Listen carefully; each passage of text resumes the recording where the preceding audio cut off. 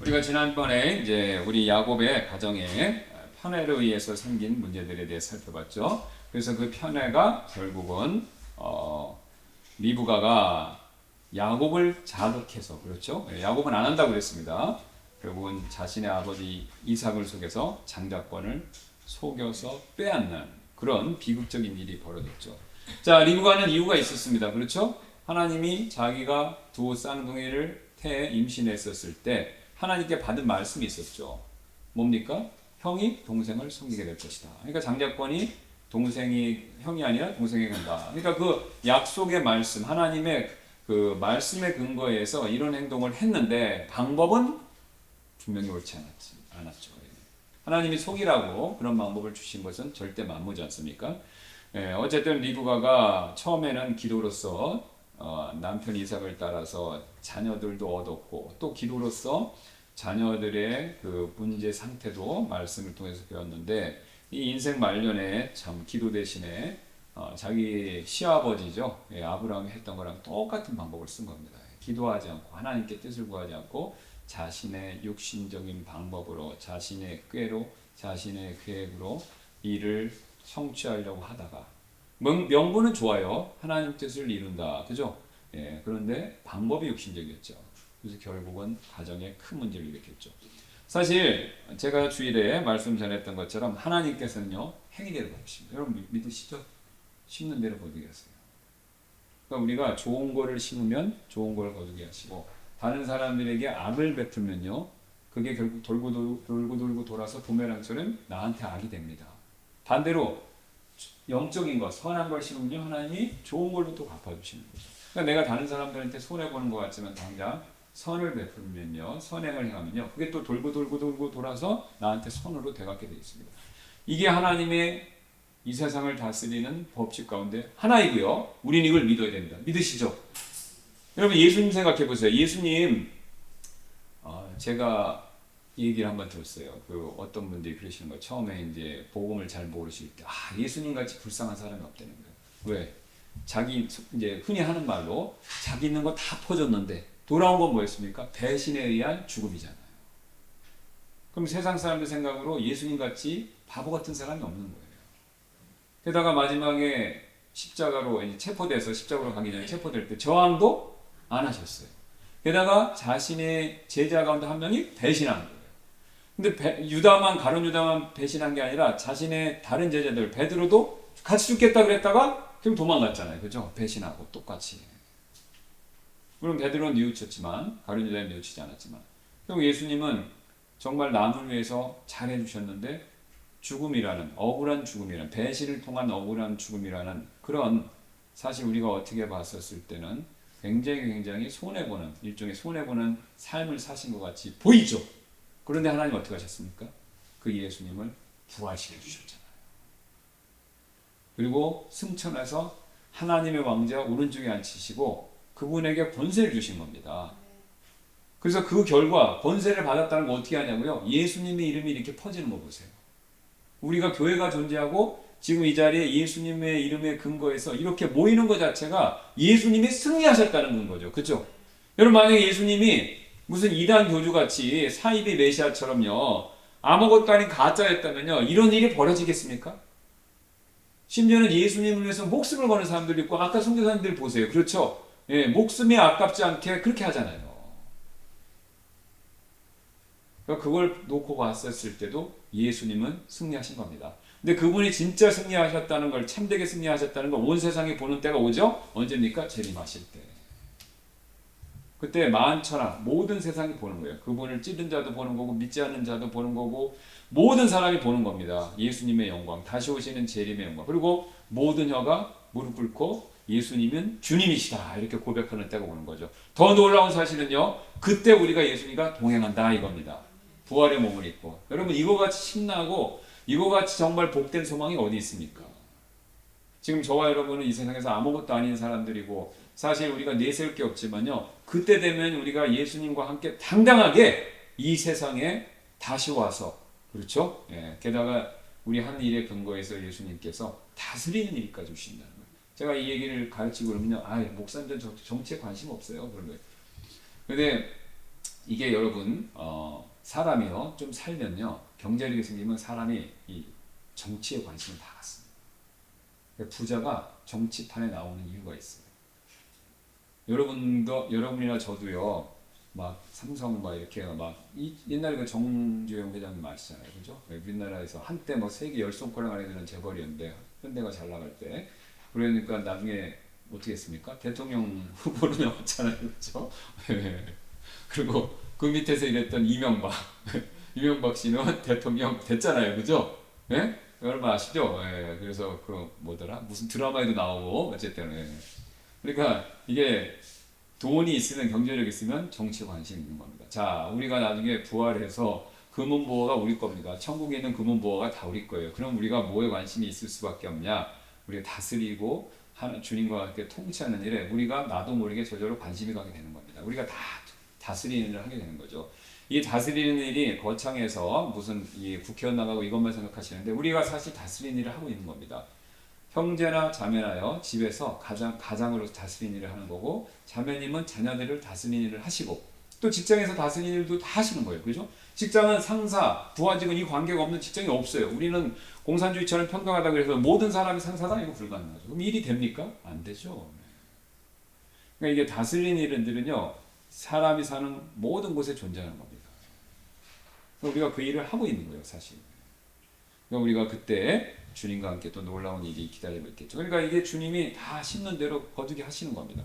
자, 근데 이 야곱의 가정은 그 이삭의 가정이죠, 정확히 이거를 놓친 겁니다. 그러니까 이삭은 먹을 것 때문에 에서를 편했고, 엄마 리브가는 또 자기하고 잘 맞는다. 야곱이 가정적이라고 해서 또 야곱을 편했고, 그게 결국은 이런 사단 집안의 난리를 가져온 거죠. 게다가 이제 에서는 또 한 성격 하는 것 같아요. 그죠? 그러니까 이제 죽인다고 그랬죠. 예, 지금 아버지가 살아계시는데 아버지 죽을 날이 얼마 안 남았으니까 내가 죽인다고 했어요. 그런데 또 그게 어떻게 흘러서 이게 27장 보겠습니다. 41절에 누군가가 맏아들에서 이 말을 리브가에게 고하였더라. 죽인다는 말이었죠. 이에 그녀가 사람을 보내 자기 아들 야곱을 불러 그에게 이르되 보라 너에 관하여는 내 형 에서가 너를 죽일 계획을 함으로써 스스로 위안을 얻고 있느니라. 그러므로 이제 내 아들아 내 음성에 순종하여 일어나 하란으로 가서 내 오라비 라반에게로 피하여 내 형의 경노가 풀릴 때까지 몇 날 동안 그와 함께 가라. 내게서 내 형의 분노가 떠나 내가 그에게 행한 것을 그가 잊어버리거든 그때 내가 사람을 보내어 너를 거기에서 불러오리라. 어찌하여 내가 하루에 너희 둘을 잃어야 하느냐 하더라. 엄마로서 안타까운 마음이죠. 근데 책임은 누구한테 있습니까? 엄마가 한 거잖아요. 그죠? 엄마가 이게 속이라고 또 그랬잖아요. 그러니까 했는데 결과가 이렇게 날 줄은 몰랐던 거죠. 뭐 형제간의 고육상쟁이 생긴 거 아닙니까? 네. 그러니까 이제 아차 싶어서 자기 오빠가 있는 라반이 있는 하란으로 야곱을 가라 그런 거죠. 그러면 이제 형이 분노가 좀 누그러지면 다시 부르겠다. 근데 이게 마지막이었습니다. 성경을 보시면 야곱은 정확히 20년 뒤에 돌아오는데 성경에 쭉 뒤를 가서 보시면 야곱이 리브가를 다시 만났다는 얘기가 없습니다. 그 전에 준 걸 다 추정해요. 그러니까 이때가 마지막이었다. 그러니까 비극이죠. 너무 사랑해서 잘해주려고 이뻐해갖고 편애까지 해서 장자권 챙겨주려고 그랬는데 이런 거 보면 굉장히 한국 엄마 같아요. 그죠? 네. 장자권 진짜 수단과 방법을 챙겨주려고 했는데 이게 화근이 돼서 자기가 이뻐하는 아들을 다시는 못 보게 됩니다. 게다가 야곱도 마찬가지죠. 어쨌든 야곱은요 이 요셉하고 또 틀려요. 그죠? 네. 그거 보면 요셉은 또 참 훌륭해요. 그죠? 요셉은 거짓말을 안 해요. 거짓말. 그러니까 야곱이 요셉 자기 아들 요셉 같았으면 어떻게 했습니까? 아 엄마 못해요 내가 다 하나님 보시잖아요. 요셉은 그랬잖아요. 보디바르 아내가 유혹할 때 내가 하나님 앞에서 어떻게 죄를 짓겠냐 그러고 도망갔지 않습니까? 사실 야곱도 그랬어야 돼요. 그죠? 아 엄마 내가 못해요. 그냥 내가 장자권 안 받으면 안 받았지. 아니면 믿음이 좀 있으면 하나님이 그걸 주시겠죠. 우리 할아버지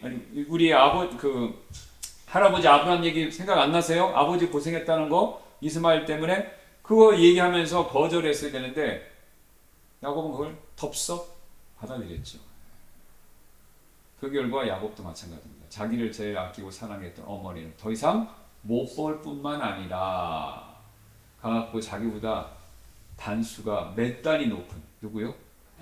예, 라반한테. 그죠? 예, 이게 계보가 보세요. 야곱 거짓말쟁이죠. 엄마 리브가 속이는 거 했죠. 그 다음에 누구 있습니까? 라반. 그러니까 이쪽 외가 쪽 피가 있는 거예요. 그죠? 예. 근데 그 본 지류에 간 거예요. 그죠? 이게 뭡니까? 일명 호랑이 굴레 제 발로 들어간 거죠. 이거 왜 어떻게 누가 이렇게 하도록 인도하신 겁니까? 하나님이 하신 거예요. 성경에는 비록 하나님이 야곱을 하란으로 보내고 그 다음에 그 라반한테 뺑뺑이 돌게 했다 그런 표현은 없지만 하나님이 보이지 않는 손으로 섭리적으로 행위대로 갖게 하시는 거죠. 결국은 임자 맞는 겁니다. 우리가 하는 거.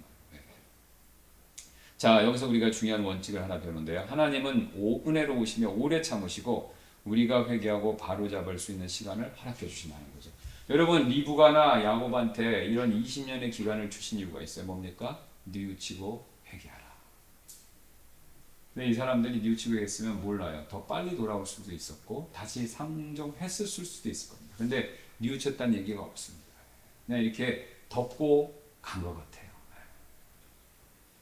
그 야곱이 사실 야곱이 뒤에 완전히 결정적으로 변화되는 거는요. 야복강 사건이잖아요. 그죠? 그 전에는 야곱이 딱히 변화됐다라는 뚜렷한 증거가 없습니다. 그냥 라반 밑에서 혼나기만 하는 장면만 나오죠. 하나님은 항상 기다리신다는 거죠. 근데 이 하나님이 기다리시는 게 한도 끝도 있는 게 아닙니다.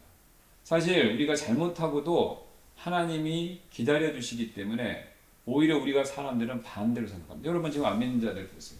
나중에 죽음이 자 보세요. 우리 모두 죽음이 있어요. 여러분 다 죽는 거 믿으시죠? 그럼 죽음 뒤에 심판 있는 거 100% 믿으시죠? 죽음 뒤에 아무것도 없다. 이거 절대로 있을 수 없는 일입니다. 죽음이 확실한 것만큼 하나님의 심판도 확실한 거예요. 그러니까 하나님의 심판이 있고 죽음이라고 생각하시면 돼요. 그러면 죽음은 확실하다는 거 알죠? 심판은 글쎄 그러는데 아니에요. 성경은 심판이 죽음만큼 확실하다 그래요. 한번 죽는 것은 사람에게 정하신 것 그에 심판이 있다고 그러시잖아요. 그러니까 심판은 분명히 존재하는 겁니다. 근데 그 전까지 하나님이 기회를 주시는 거예요. 왜요? 회개하고 예수님 믿고 뉘우치라. 근데 그게 구원과 관련된 것만 아니라 우리 삶에 우리가 저지르는 잘못된 일들, 실수 이것도 다 똑같습니다.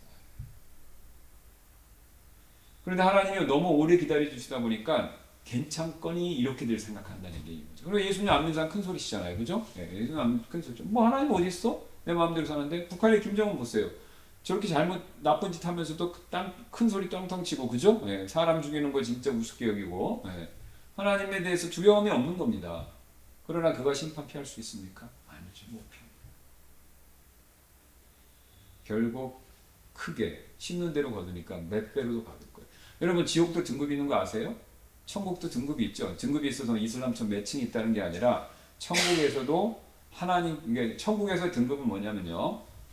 우리가 이제 천국에 가는 궁극적 목적은 예수님과 하나님 뵙기 위해서지 않습니까? 그러니까 하나님과 예수님이 계신 곳이 천국이잖아요. 그죠? 예, 정의상. 그러면 천국 가도 사도 바울이나 모세 같은 사람요. 하나님 가까이 가는 거예요. 그게 등급이에요. 천국에 다 있는데 이게 여러분 극장에도 가면 1등석 있고 일반석 있잖아요. 1등석 노예할석은 뭡니까? 공연하는데 가까이 가는 거잖아요. 그래서 제일 좋은 자리. 똑같아요. 하나님의 왕자가 있으면 그 왕자에 얼마나 가까이 갈 수 있느냐가 그게 등급인 거예요. 천국이 층이 있다는 겁니다. 지옥도 마찬가지입니다. 지옥도 똑같이 고통을 받는데 더 큰 고통을 받는 게 있는 거예요. 더 큰 고통. 그러니까 이제 김정은 같은 사람은 더 큰 고통을 받는 거죠. 그러면 지옥은 정말 무서운 곳입니다. 이게 우리가 뉴스에서 피하고 싶은 사람들 거기서 다 만나요. 살인마들, 그죠? 우리가 이름만 들어도 무서운 사람들 있잖아요. 연쇄살인범. 그런 사람들 거기가 다 만나는 겁니다. 근데 그 사람들이 뜨거우니까요. 거기서 얌전히 있는 게 아니에요. 자기가 막 펄펄 끓는 그 유황불에 고통스러우니까 그 악에 받쳐갖고요. 그 안에서 온갖 나쁜 짓을 합니다. 막 서로 죽이겠죠. 근데 죽지도 않아요. 그죠? 네. 그러니까 진짜 글자 그대로 아비규현이에요. 그 그 안에서 온갖 지저분하고 무섭고 잔인한 일이 계속 벌어지는 거예요. 언제까지? 영원히. 지옥에 가면 그냥 뜨거운 불에 사우나 있듯이 이렇게 가만히 있는 게 아닙니다. 절대로 지옥은 갈 곳이 못 된다는 거죠. 가면 안 되는 거예요. 제 얘기가 아니라 예수님은 그러셨잖아요. 성경에서 지옥에 대해서 제일 많이 경고하신 분이 누굽니까? 예수님이에요. 예수님. 지옥 쳐보면 예수님이 제일 많이 나왔어요.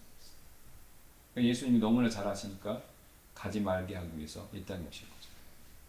자, 그래서 자기가 심는 대로 다 거두고 그 결과 자기가 뿌린 대로 그것을 얻을 수밖에 없는데 하나님은 그 전에 기다려 주신다. 그러니까 하나님 기다려 주실 때 우리가 그때 빨리 뉘우치고 하나님 품으로 돌아오는 게 지혜로운 사람입니다. 지혜로운 사람.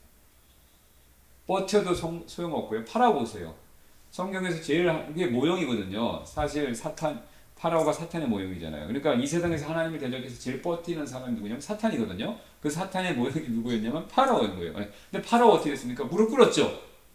나중에 사탄도 예수님한테 무릎 꿇습니다. 그러니까 시간 문제지 무릎을 하나님께 안 꿇는 존재는 이 세상에 아무도 없어요. 왜? 하나님이 이 세상을 다스리는 왕이시니까. 그럼 결국은 다 꿇는데 얼마나 빨리 꿇느냐? 이거예요. 그 빨리에 의해서 하나님 앞에서 복도 받고 저주도 받는 겁니다. 여러분 부모님으로서 여러분이 엄하시고 규율이 분명하면요. 자식이 10명 있더라도 다 말 듣게 하실 수 있어요. 그죠? 원칙적으로 하셔야 되고. 그런데 어떤 애들은 빨리 말 듣고 어떤 애는 덜 천천히 돼요. 그러면 결국은 내가 원칙적인 부모님이라면 다 꿀리는 거예요. 그렇죠? 네, 다 꿀리는데 천천히 꿀을수록 한 대라도 매를 더 버는 거죠. 우리가 파라오처럼 될지 아니면 요셉처럼 그냥 팍 꿀을지 그거 우리가 결정하는 겁니다. 근데 오늘 야곱은 파라오까지는 아니지만 파라오 같은 행동을 하는 거죠. 그래서 우리가 하나님께서 기회를 주실 때 빨리 우리는 회개해야 된다. 그 다음에 원칙 6번째입니다. 우리가 어떤 실패를 겪더라도 하나님은 우리의 죄로 인한 결과적으로 선을 위해 사용하실 수 있다. 자, 그럼 보세요. 야곱이 지금 죄를 졌죠. 그래서 지금 굉장히 어려움이 기다리고 있죠. 자, 그러면 야곱에게 있어서 악이고 이게 징계고 벌인데 하나님은요 은혜로우시기 때문에 야곱이 겪는 이 일을 통해서 결국 한 번 더 그걸 변화시키셔서 선을 이루십니다. 여러분 이걸 믿으셔야 돼요. 이걸 믿으셔야 됩니다. 만약에 보세요. 하나님이 야곱이 잘못한 걸 벌 주고 그걸로 끝나면요. 하나님은요. 엄한 부모님보다 더 뛰어난 게 없어요. 근데 하나님은 은혜의 하나님이시기 때문에 벌받게 하는 걸 통해서 거기서 끝! 멈추신 것이 아니라 그걸 한 번 더 뒤집으셔서 뭘로 만들었습니까? 결국은 야곱과 그의 가족에게 은혜를 베푸시는 수단으로 삼으셨다는 거죠. 자, 오늘 이어지는 내용이 바로 그겁니다. 야곱이 이렇게 잘못해서 지금 하나님을 향해서 떠나는데요. 이 과정에서 하나님이 한 번 더 은혜를 베풀어 주셔서 한적과의 선을 이루시는 그런 장면이 나옵니다. 자, 한번 보겠습니다. 그럼 이제 우리가 오늘 말씀 쭉 보시면요. 야곱이 이제 드디어 길을 떠나죠. 지금 이제 거기 보시면은 자, 그 28장 5절부터 한번 보겠습니다. 28장 1절부터 한번 보겠습니다. 창세기 28장. 이에 이삭이 야곱을 불러 그를 축복하고 또 그에게 명하여 이르되 너는 가나안 아내 딸들 중에 아내를 취하지 말지니라. 일어나 밧다람으로 가서 내 어머니의 아버지 부두엘의 집에 이르러 거기서 내 어머니 형제 라반의 딸들 중에서 아내를 취할지니라. 자 보세요. 전능자 하나님께서 내게 복을 주어 너를 다산하게 하고 번성하게 하셔서 내가 수많은 백성이 되게 하시고 아브라함의 복을 내게 주시되 여기 중요합니다. 아브라함의 복입니다. 내게 주시되 너와 함께한 내 씨에게 주셔서 내가 하나님께서 아브라함에게 주신 땅 곧 내가 나그네로 거하는 땅을 상속받게 하시길 원하노라. 자 이게 장자권을 받았으니까 지금 아버지 이삭이 어쨌든 좋든 싫든 간에 그 장자권의 축복의 내용을 그대로 얘기하는 거죠. 그건 아브라함이 받았던 거고 이삭이 자신이 물려받았던 거고 요걸 그대로 누구한테 하는 겁니까? 에서한테 하는 게 아니라 야곱한테 지금 그대로 물려주는 거죠. 이에 이삭이 야곱을 보냈더라. 그가 밧다람으로 가서 그게 하란이죠. 라반에게 이르렀으니 그는 시리아 사람 부두엘의 아들이요 야곱과에서의 어머니 리브가의 오라비더라. 또 야곱이 부엘세바에서 떠나 이제 하란을 향하여 갔더라. 그가 어떤 곳에 이르러 거기서 온 밤을 보냈더니 이는 해가 졌기 때문이라. 그가 그곳의 돌들을 취하여 자기 베개로 삼고 그곳에서 누워서 잤다. 이거 잘 아는 사건이죠. 자 지금 명목상으로는 아내 얻으라고 아버지가 보냈지만 사실 지금 야곱은 빈털터리고 도망자로 가는 거죠. 예, 엄마가 또 리브가가 참 뛰어난 것 같아요. 또 아버지 이삭을 이렇게 살살살 해서 지금 보내야 되는데 지금 가만히 있으면 형한테 죽을 것 같으니까 명분을 이제 다른 명분을 댄 거죠. 그것도 맞는 건데 뭡니까?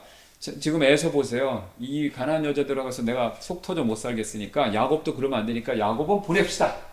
그래갖고 이삭이 오케이 한 거죠. 예, 그러니까 오케이 해서 그래. 그러니까 이제 알았는지 몰랐는지 모르겠습니다. 그러니까 리브가는 어쨌든 도피시키는 거잖아요, 지금. 예, 근데 명분으로는 지금 아내 구해오라 그거죠. 그러니까 또 이삭이 축복해서 딱 보내는 겁니다. 자, 겉으로는 좋게 가지만 실상은요. 도망자죠. 여기 뭐 노잣돈을 받았다 그런 얘기가 없어요. 그냥. 거의 빈털터리로 지금 가는 겁니다. 지금 가는 거예요. 자, 처량한 실사가 되고 있죠.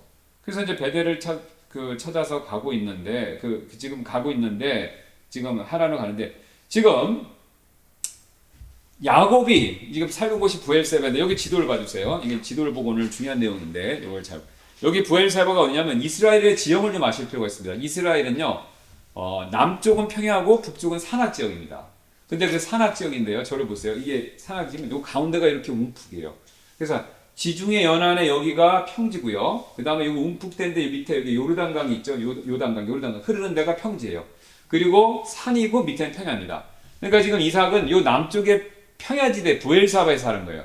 그럼 거기서 요 산악 지역을 넘어서 저기 이제 하란으로 가는 과정이거든요. 자, 이렇게 해서 가는데 지금 이제 야곱은 참 자기의 할아버지 아브라함과는 정반대 방향으로 가고 있죠. 자, 보세요. 아브라함은 하란에서 가나안 땅으로 왔어요. 믿음을 가지고 가나안인데 여기는 지금 도망자가 돼서 거꾸로 가는 거예요. 거꾸로. 근데 이게 자기 아버지 이삭이 자기 할아버지 아브라함이 이삭의 아내를 구하기 위해서 엘리에셀을 보냈을 때하고 분위기가 틀려요. 그때는 막 온갖 보석 다 줘갖고 엘리에셀이 한 짐 실프 갔잖아요. 근데 지금 야곱은 그런 얘기가 없는 거예요. 호련당신 우리가 흔히 말로 지팡이만 들고 가는 거예요 지금. 그러니까 지금 면목은 좋지만 실질적으로는 도망자로 가는 거죠. 그러니까 아브라함은 믿음으로 왔는데 자기는 도망자가 돼서 거꾸로 다시 글로 가고 있는 거죠. 그러니까 굉장히 신세가 처량한 거죠. 그러니까 야곱의 발걸음이 가벼울 수가 없는 겁니다. 자, 그런데 무거울 수밖에 없는데 여기서 야곱의 행동이 가는 여정에서 굉장히 특이한 점이 두 가지가 지금 발견됩니다. 이게 뭐냐면요. 첫 번째, 야곱이 하란까지 가는데 왜 하필 오늘 베델이라고 부르는 그곳으로 갔냐는 거죠. 왜 베델로 갔을까? 첫 번째 질문입니다. 이 질문에 대한 답을 얻으려면요. 이스라엘의 지형을 잘 아셔야 돼요. 자, 그 지도 보시면요. 거기 지금 빨간색이 칠해져 있고 위에 초록색이 있고 그 옆에 검은색이 있지 않습니까? 자, 지금 원래 빨간색, 초록색이 초록색은 일반 보통 그 당시에 가나안에서 하란까지 가는 길입니다. 그런데 그 밑에 있는 빨간색은 야곱이 올라간 길이고요. 그 옆에 검은색이 뭐냐면 그 당시 일반적인 사람들이 가는 일반적인 길입니다. 그러니까 그 당시 사람들은요, 이 밑에가 여기, 자 보세요. 여기 평야지대에서 가운데 산이 있으니까요, 이 산을 피해서 해안가로 가다가 산끌짝 끝에서 이렇게 타고 올라가는 거예요. 아니면은 여기까지 올라갔다가 일로 올라가더라도 옆에가 예루살렘이 있거든요. 예루살렘에서 옆으로 빠져서 가운데 그 갈릴리 저거 호수 보이시죠? 사해 보이시죠? 사해에 있고 갈릴리 호수 있잖아요. 요르단강이잖아요. 요 요르단 강가를 따라서 쭉 올라가는 거예요. 요게 제일 편하고 일반적인 길이에요. 근데 놀랍게도 야곱은요, 산 한가운데를 파고드는 겁니다. 그거 이상하죠? 제일 멀고 힘든 길로 간 거예요. 자, 요거 지도를 한번 거꾸로 보세요. 거꾸로 보면 우리나라 이게 동해하고 비슷해요. 자, 여기에 지금 동해안이라고 생각하시면요, 우리 동해에서 밑으로 강릉에서 속초로 간다고 생각해 보세요. 강릉에서 속초에서 강릉으로 간다고 보세요. 속초에서 강릉으로 가면은 해안가를 가면 되잖아요. 근데 이 사람이 신기하게도 설악산맥을 타고 올라간 거예요. 백두대간을 타고 온 거예요. 공비도 아닌데 공비처럼 산을 타고 올라간 거예요. 그거 굉장히 신기한 거예요. 자, 다시 보시면, 그러면 왜 야곱이 지금 이 어려운 길을 골라갔냐? 이게 굉장히 의문점이죠. 이유가 있습니다. 자, 왜 이유가 있냐면요. 거기가 바로 뭐냐면 아브라함이요. 과거에 제단을 쌓았던 장소입니다. 성경 정확히 두 번 얘기해요. 거기 창세기 12장 보겠습니다. 한번 가서 확인해. 이거 너무 중요하기 때문에 12장 8절 보시면요. 그가 이제 하란에, 이게 굉장히 재밌어요. 하란에서 이제 처음으로 가나안 땅을 내려왔어요. 그래서 세겜을 거쳐서 베델까지 왔거든요.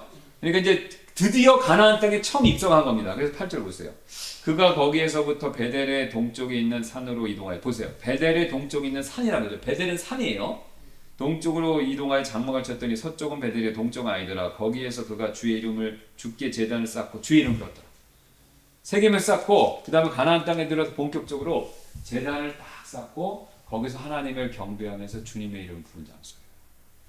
그런데 아브라함이 놀랍게도 한 번만 그런 게 아니라 그러다가 가나안에 도착했죠. 거기 살다가 기근 오니까 이집트 내려가 사고치고 왔죠.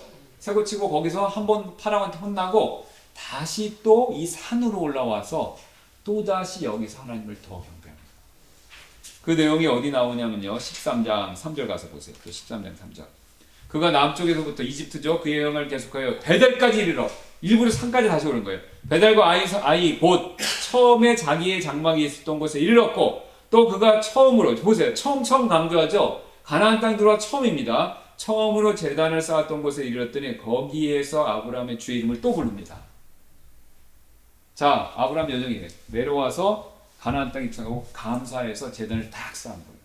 그리고 사고치고 와서 정신 차리고 또 처음 장소, 그러니까 첫사랑. 계시록 말되면 첫사랑을 회복한 거예요. 근데 그 장소에 지금 누가 간 겁니까? 야곱이 간 거예요. 지금. 야곱이 간 거예요. 게다가 더 놀라운 게 있습니다. 두 번째 질문. 야곱은 왜 들에서 잤냐 이거예요. 왜 들에서? 자, 이 베델이 어디냐면요. 이 여호수아기 16장 1, 2절을 보시면요. 그거 적어놓고 나중에 보세요.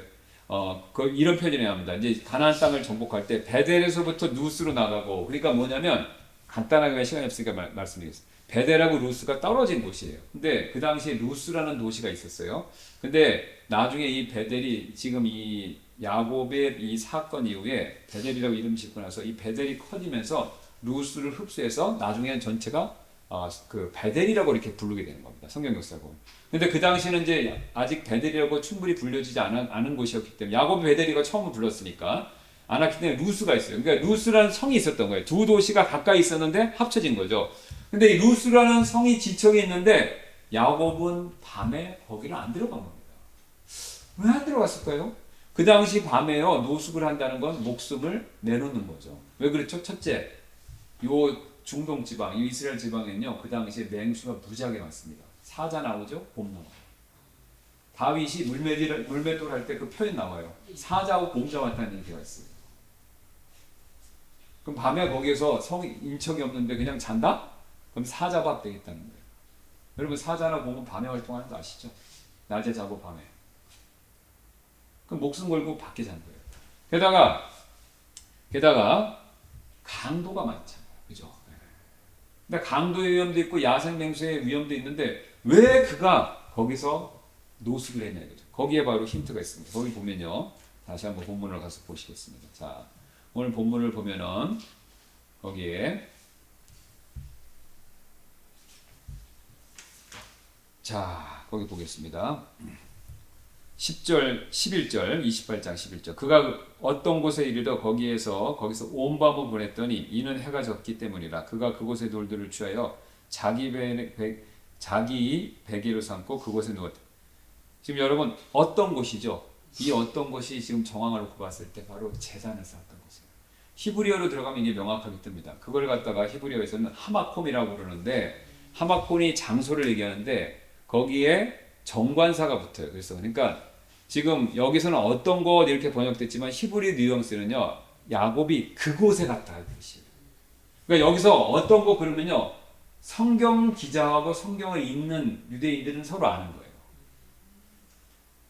그러니까 히브리어에 그게 뜨는 거예요. 그러니까 야곱이 그곳에 갔다. 그러니까 그곳? 그럼 이 성경 역사를 지금 설명드려서 이해되시죠? 베델에 간 거네? 베델 왜 갔지? 돌이 나오잖아요. 그죠? 그러면 야곱이 우리 생각에는 그냥 야곱이 아무 생각 없이 막 가다가 아유 밤 됐으니까 뭐 졸려 죽겠으니까 그냥 아무 돌이나 놓고 그냥 이렇게 누워서 잤다? 이게 아니라는 거죠. 여러분 그걸 목적으로 기록할 리가 없잖아요. 성경이 바쁜데 쓸 얘기가 많은데. 그러니까 그 돌은 뭐냐면 성경에서 분명하게 얘기는 않지만 아마도 아브라함이 쌓았던 제단의 돌들인데 그게 시간이 오래됐으니까 무너졌을 거예요. 그 돌들이라고 해요. 우리는 그 돌 하나만 생각하는데 이게 킹제임스가 정확히 보여요. 그곳에 돌들을 취하여 자기 배. 그러니까 지금 재밌는 건요. 우리가 생각하기에 돌 하나만 가지고 이렇게 베개에 잔 것 같은데 돌들이라고 얘기해요. 그럼 돌이 여러 개 있었다는 거죠. 그러니까 아마 제단의 돌이 무너진 거예요. 야곱이 일부러 그걸 찾아서 무너진 돌들 그거를 이렇게 수습하면서 그 위에서 잤다 이겁니다. 근데 돌들 위에서 자니까 어떤 성경 연구하시는 분들 뭐라고 그러세요? 이게 자기 아버지 이삭의 행동이랑 똑같은 걸 했다. 제단 위에 누웠잖아요. 영적으로 그렇게까지 해석해요. 그래서 야곱이 그리스도의 모형이다 이렇게 아버지 이삭 그렇게까지 해서 이거는 뭐 여러분이 받아들이시면 자유인데 정황을 놓고 보면 야곱이 거의 확실시되는 겁니다. 자기 할아버지 아브라함이 쌓아서 무너졌던 돌들 있는 장소 찾은 거예요. 그럼 왜 찾았습니까? 하나님을 부르짖고 하나님을 찾아간 거죠. 일부러 찾아온 게 분명히 보여진 거예요. 여기서 굉장히 중요한 첫 번째 원리가 나오는데요. 우리는 어려움에 처하게 될수록 더욱더 하나님을 예배된다. 야곱이 어려움에 처하니까 여러분이 야곱이 말도 많고 탈도 많고 실수도 많았지만 믿음의 조상이라고 불린 이유가 있습니다. 오늘 그게 이 본문이 그치는 거예요. 어려움이 닥치니까 어떻게 했어요? 하나님을 더 예배합니다. 여러분 이건 말은 쉬운데요. 제가 목회자로서 보니까요.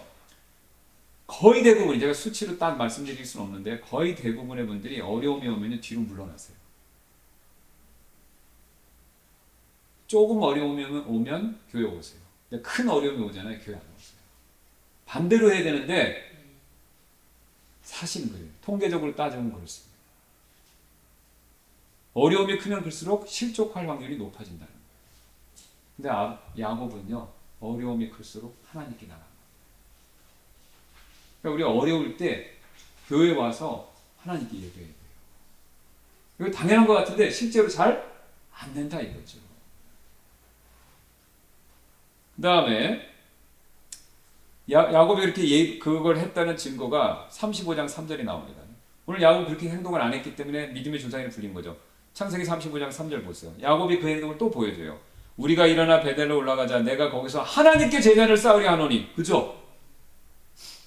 그때는 못 쌓았어요. 왜? 희생물도 드릴 재산도 없었고 양도 없었고 마음도 없었고 그냥 급히 가야 되니까. 그랬는데 나중에 돌아와서 생각난 거예요. 이게 무슨 사건인지 아시죠? 자기 딸 디나가 강간당하고 레위하고 시몬이 다 죽이니까 가난한 사람들은 냄새 피워서 가난한 사람들이 자기 죽이려고 그러니까 이게 이제 자기 집안이 멸족하게 됐거든요. 그러니까 두려운 가운데 있을 때 하나님이 베델로 올라가라 그런 거예요. 그러니까 야곱이 뭐냐? 우리가 일어나 베델로 올라가자. 내가 거기서 하나님께 제단을 쌓으려 하노니 그분은 내가 공경에 처한 날에 내게 응답하셨고 나이 가는 길에서 나와 함께 하신 분이시라 하더라. 야곱은요 신앙의 중심이 있었던 거예요. 어려울수록 하나님 예배하자. 어려울 때 하나님 예배하러 가자 이거예요. 이때는 지금 이 오늘 본문의 28장은 자기만 했는데 이제 야곱이 자기의 가족을 데려가는 겁니다. 믿음이 더 성숙한 거죠. 제단을 쌓으러 가자. 이게 야곱의 신앙에 있어서 우리가 본받아야 될 내용이다. 간단하지만요 쉽지 않은 일이에요. 근데 야곱은 그걸 잘합니다. 말도 많고 탈도 많았죠. 사실 이런 신앙의 모습은요 많은 성경의 위인들 가운데서 우리가 위인이라고 칭하는 사람들한테 발견되죠. 욥 보세요. 욥의 아내는 뒤로 물러났죠. 욥은 고난을 겪으니까 어떻게 했어요? 하나님께 엎드렸잖아요. 금식하면서. 욥이 이런 얘기를 합니다. 욥기 16장 10절. 내 친구들은 나를 조롱하나 내 눈은 하나님을 향해 눈물을 쏟는도다. 또 대표적인 인물 누굽니까? 다윗. 그 사람 역시 어려움도 많이 겪고 사고도 쳤잖아요. 그죠? 그런데 다윗은요 뒤로 안 물러나요. 시편 보세요. 그가 매번 어려움을 겪을 때마다 자기가 잘못했던 남이 나한테 어려움 줘서 다 하나님께 나가서 쓴 시가 시편 아닙니까? 시편 제가 몇 구절 읽어드릴게요. 시편 6편 6절. 내가 신음함으로 지치고 밤새도록 내 잠자리를 물에 띄우고 눈물로 내 침상을 적신하다. 하나님께 눈물로 기도한 거죠. 시편 39편 12절. 오 주여 나의 기도를 들으시고 나의 부르짖음에 귀를 기울이시며 내가 흘리는 눈물들에 잠잠하지 마옵소서. 이는 내가 주와 함께하는 나그네요 내 모든 조상들처럼 떠도는 자이기 때문이니이다. 시편 56편 3절입니다. 내가 무서울 때 내가 주를 신뢰하리이다. 하나님 안에서 내가 그분의 말씀을 찬양하겠고 내가 하나님 안에 내 신뢰를 두었으니 육체가 내게 할 수 있는 것을 내가 두려워하지 아니하리로다. 주께서 내가 떠도는 것을 세신하니 주께서 내 눈물들을 주의 병에 담으소서. 그것들이 주의 책에 있지 아니하니까. 이거 여러분 굉장히 중요한 내용인데 우리가 하나님 앞에서 눈물로 간청하면요 그 눈물을 하나님이 기억하신다. 그거를 우리가 시각적으로 보여주기 위해서 책에 우리가 흘린 눈물 그 내 눈물들을 주의 병에 담으셔서 책에 기록하신다 이렇게 표현하는 거예요. 그러니까 하나님은요 우리의 눈물을 기억하신다. 여러분 이걸 믿으세요? 우리 기도를 계시록에 천사들이 기도할 때 뭐라고요? 병에 담는다는 표현 나오잖아요. 그죠? 여러분 향에 담는다는 표현 나오죠? 그랑 똑같이 시각적으로 표현하는 겁니다. 우리의 눈물을 병에 담아서 하나님이 보관하신다. 기억하신다. 진짜 병으로 하시는지 그것까지 모르겠는데 어쨌든 기억하신다. 어려울 때 하나님께 찾아가서 예배하면요 하나님 기억하신다. 이게 신앙의 훌륭한 사람들의 바로 본받을 점이다. 그들과 우리가요 많은 분들이 오해하십니다. 아 신앙이 훌륭하면 어려움을 피하겠지. 아니에요. 신앙이 훌륭한 분일수록 어려움을 사실 더 많이 겪었습니다. 근데 어려움은 그분이나 우리나 똑같이 겪는데 차이점은요 어려울 때 뒤로 안 물러난다는 거예요. 근성이 있다는 거예요. 여러분 돈 벌고 이 세상에 출세한 사람들은요 근성이 있습니다. 아까 말씀드린 정주영 회장 그 예화가 있죠. 정주영 회장이 아산만 그걸 간척지를 해서 하는데 이거를 어떻게 간척을 할까 막 그 아산 그 현대 그 부지 있잖아요. 그 간척지 농장 만드는데 그러니까 막 연구했는데 답이 안 나오는 거예요. 물살이 세 보니까. 그러니까 이제 아이디어를 냈죠. 현대 조선에서 자기 조선에서 패선이 있으니까 그거를 가운데 막 화자탁한 거. 그러니까 그 얘기를 들으니까 어떻게 하는 줄 아세요? 다 반대하는 거예요. 그러니까 반대하니까 정주영 회장이 그거 반대했대. 임자 해봤어 그거? 그런 거. 회복 안 돼서 얘기하는 거냐. 근성이 있는 겁니다. 그러니까 우리도 그런 근성이 있어야 돼요. 누구를 향해서요? 하나님을 향해서. 여기서 믿음이 큰 사람 아닌 사람이 갈리는 거예요. 여기서 아브라함 같은 사람이 되느냐 안 되느냐가 갈리고 오늘 야곱처럼 말도 많고 탈도 많지만 그래도 믿음의 조상이 될 수 있는 그 길이 갈리는 겁니다. 그러니까 사실 우리는 항상 믿음의 큰 사람이 될 수 있는 기회에 온 거예요. 왜? 어려움을 겪으니까. 근데 우리가 물러나니까 우리가 그렇게 못 되는 것 뿐이죠. 자, 그 다음에 원리 두 번째입니다. 우리가 어려움에 처했을 때 하나님을 예배하는 모습은 우리 자손들에게도 귀한 간증이 되어 큰 영향을 미치게 됩니다. 여러분, 오늘 야곱이요, 어려울 때 하나님 앞에 엎드린 거, 이거 누구한테 배운 겁니까? 할아버지한테 배운 거잖아요, 아브라함한테. 아브라함이 쌓는 재단이 있으니까 일부러 찾아간 거 아닙니까? 그러면 아브라함으로 다시 돌아가 생각해 보세요. 아브라함이 가나안 땅에 내려왔는데 어려움이 너무 많았어요, 사실. 아, 이거 못하겠는데 기근되고 나 돌아갈래 하고 그가 돌아갔으면 오늘과 같은 야곱의 이런 신앙의 모습을 보여줄 수 있었을까요? 못 보여줬죠. 할아버지 아브라함이 그런 신앙의 모습을 보였고 그거를 증거물로 제단을 만들어 놓고 그 제단이 비록 회파돼서 거기에 돌들만 남았지만요. 그게 그대로 누구한테 전수된 겁니까? 야곱한테 가는 거예요. 여러분 굉장히 중요합니다. 우리 부모님들이요. 신앙생활을 잘하면요. 자식들이 다 봐요. 안 보는 것 같은 것처럼 다 봐요. 그러니까 그 모습을 보면요. 특히 어려울 때 원망불평 안 하고 하나님 앞에 예배하고 엎드리고 간청하면요. 자식들도 그걸 보고 배워서 따라하는 겁니다. 어려울 때. 근데 어려울 때 아유 교회 안 가. 그러면 뭐 그거 가르치시는 거예요. 교회 가지 말라고. 어려울 때 너는 교회 가지 마라. 이렇게 가르치시는 거예요. 어려울 때 원망불평하면요. 그거 가르치시는 거예요. 기도하지 말고 너 원망불평해라. 그렇게 가르치시는 거예요.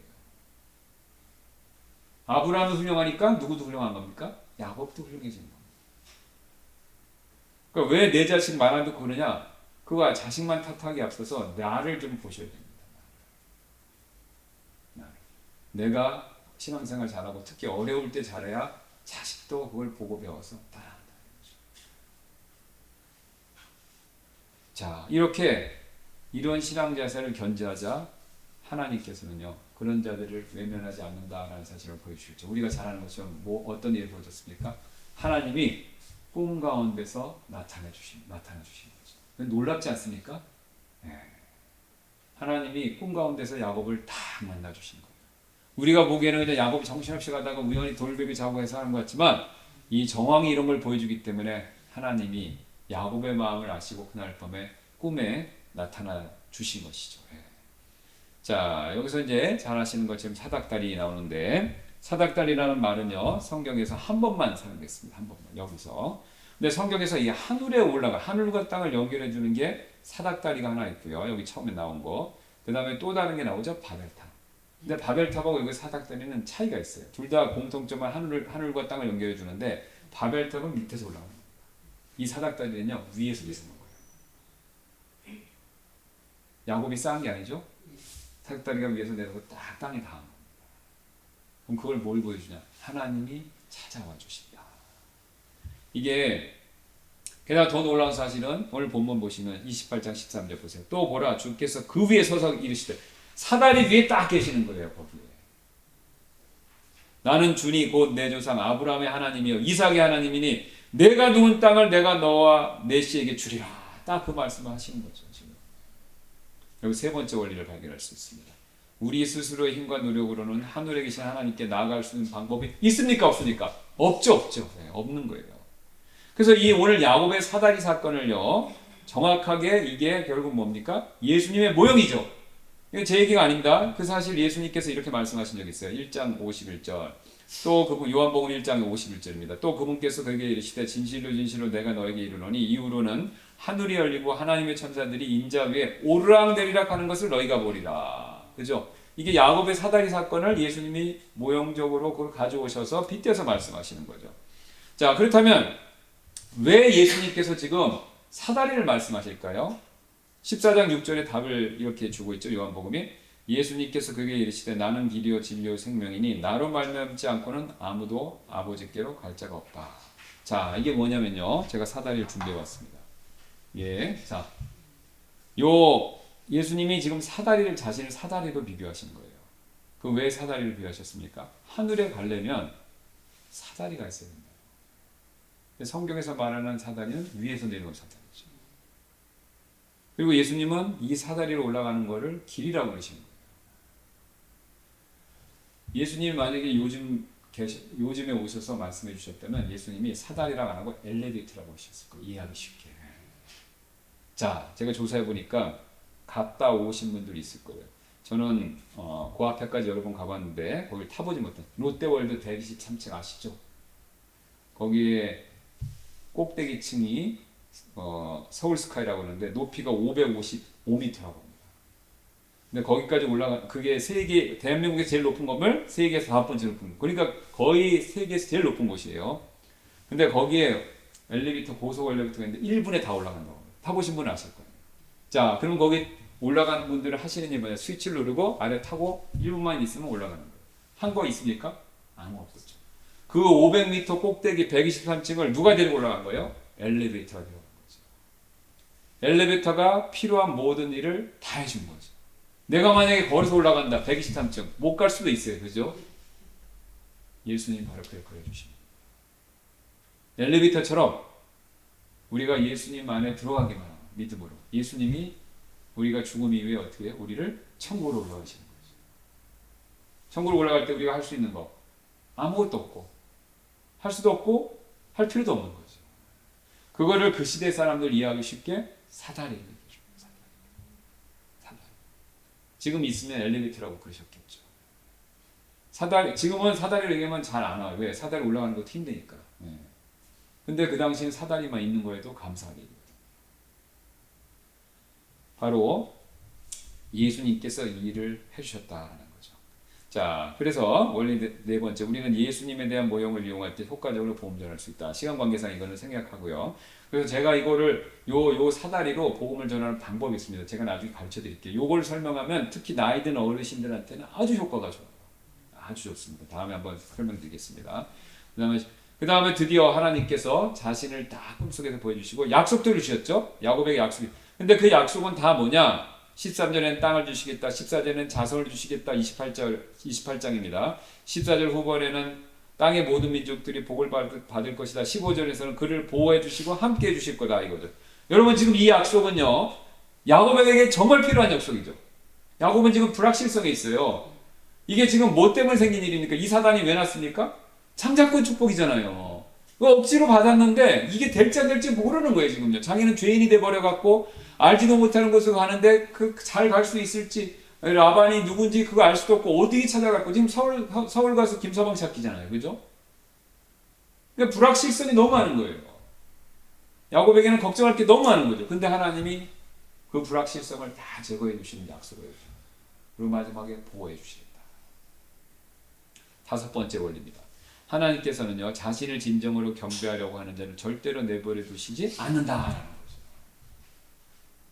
베델에서 하나님 앞에 제단을 쌓고 섬기기를 원했던 그 야곱을 하나님이 버리시지 않은 거죠. 예배하는 자를 버리시지 않았다는 것이죠.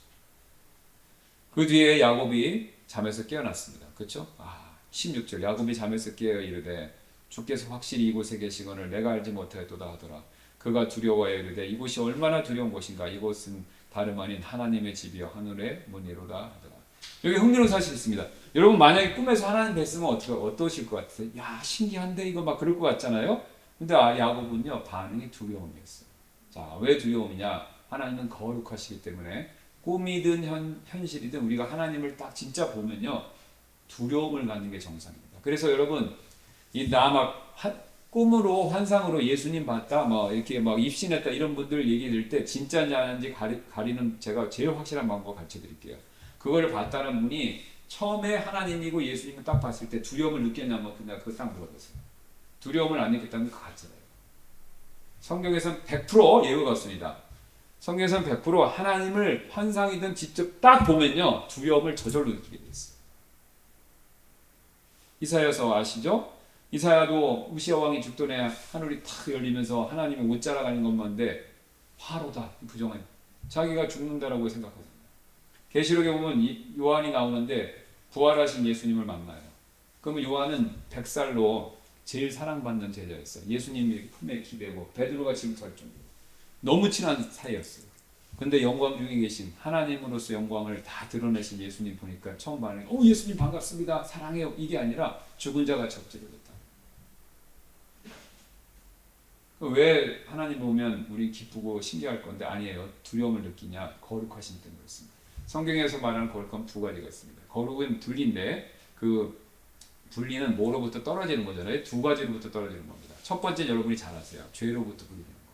그래서 그 의미에서는 순수함, 순결함이고 또 다른 게 있어요. 두 번째는 잘 모르세요. 이 두 번째 분리는 뭐냐면 이 세상 만물로부터 분리되시는 거예요. 하나님은 창조주기 때문에 이 세상 만물과 떨어져 계세요. 그럼 떨어져 있다는 건 뭐냐면 그걸 모르냐면 하나님은 이 세상, 우리 사람과 이 세상 만물로부터 어떤 도움이나 그 다음에 어떤 이 세상으로부터 필요한 게 없으시다는 거예요. 그러니까 이 개념이 우리 하나님의 개념에 있어서 굉장히 중요합니다. 이 세상 모든 종교는 공통점이 있어요. 자신을 섬기는 신도들의 도움을 필요해요. 이 세상 모든 신들은 그래요. 근데 이스라엘 하나님, 주 여호와 하나님만요. 자신이 섬기는 사람들의 도움을 절대 필요로 하잖아요. 그래서 여러분 한국 기독교가 이게 약간 이상하게 흐른 게 뭐냐면요. 우리가 하나님께 뭔가를 바쳐서 하나님을 기쁘게 만들어서 뭔가를 받는다는 이 개념인데 이게 정확하게 이교도 개념입니다. 이게 이교도 개념이에요. 성경에서 말하는 하나님은요. 절대로 사람으로부터 뭔가를 얻기를 바라시는 분이 아니고 필요도 없고 원치도 않으세요. 그러니까 하나님은 한없이 주시는 거예요. 우리한테 원하는 건 딱 하나 있어요. 우리의 마음. 우리가 마음으로 순종하고 사랑하는 거. 그거 외에는요. 물질적인 거, 외적인 거는 하나님이 필요로 하지도 않고 원하시지도 않아요. 왜? 너무 하찮으니까. 여러분 아이들이 소꿉놀이 하는 거 엄마 아빠 뭐 요리했어 이렇게 준다고 그러면 먹으면 그거 진짜도 아닌데 여러분 그거 먹고 좋아할 분이 있습니까? 그죠? 진흙으로 만들어 갖고 어떻게 하는 거 그죠? 네. 그거보다 못한 거예요 사실 우리가 하는 게. 그래서 이걸 이 두 번째 거룩의 개념이 있습니다. 하나님은 떨어져 계신 거예요. 그러니까 하나님께부터 뭔가를 드리고 대가를 받는다 이 생각을 하시면 안 됩니다. 이건 이교도적인 생각이에요. 위에 점집하고 차이가 없는 거예요 근본적으로. 그러면 하나님은 왜 주시냐? 그냥 은혜가 풍성하시기 때문에 주는 거예요. 한없이. 단 조건이 있어요. 뭐요? 우리의 마음. 믿음과 순종. 그러니까 마음만 닿으면 하나님이 주시는 걸 계속하는 거. 자, 그래서 이 사실을 야곱이 깨달았기 때문에 그가 이렇게 얘기하는 거죠. 28장 17절에 또 그가 두려워하여 이르되 이곳은 얼마나 두려운 곳인가. 이곳은 다름 아닌 하나님의 집이요 하늘의 문이로다 하더라. 두 가지를 느꼈어요. 야곱 둘 다. 자기 지은 죄도 찔렸겠고 하나님 되니까.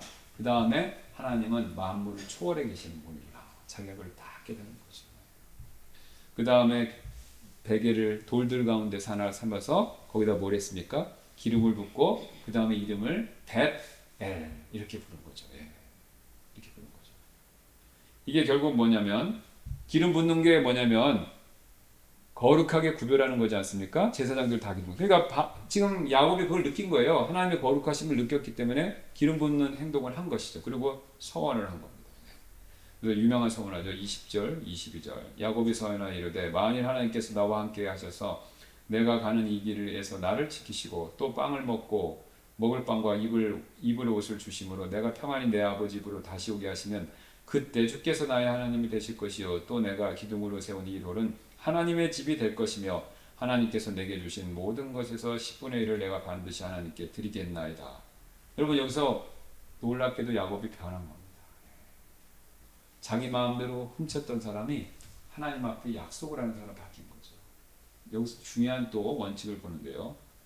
우리가요 하나님을 만나면 진짜 하나님 만나면 변합니다. 자 다시 한번요. 우리가 하나님을요 진짜로 만나게 되면 변해요.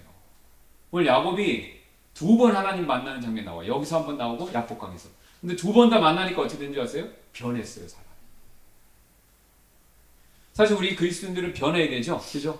자, 이게 우리가 구원받기 전에 생각해 보세요. 구원받기 전하고 여러분 구원받고 나서 변하셨죠? 어떻게 변했습니까? 예수님 만나서 변했잖아요. 예수님 통해서 하나님 만나셔서 변한 거잖아요. 그죠?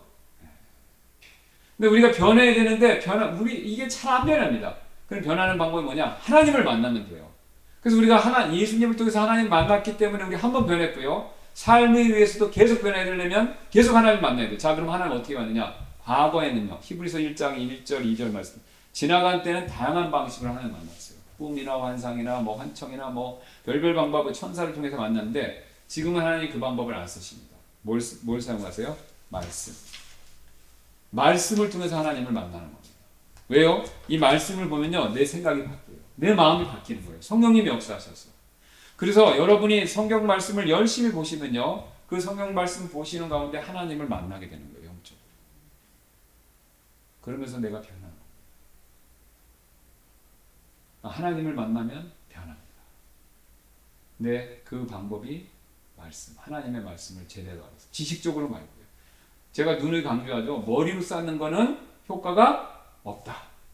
마음. 하나님 말씀을 마음으로 끌어당기는 연습을 많이 하시죠. 그래야 여러분 바뀝니다. 머리만 쌓으면 뭐 된다고요? 바리새인. 그 말씀을 마음으로 끌어내리면 진정한 하나님의 자녀로서 변하게 된다. 그리고 그 사실을 명심하시는 저와 여러분 되시길 바라겠습니다. 기도하고 마치겠습니다.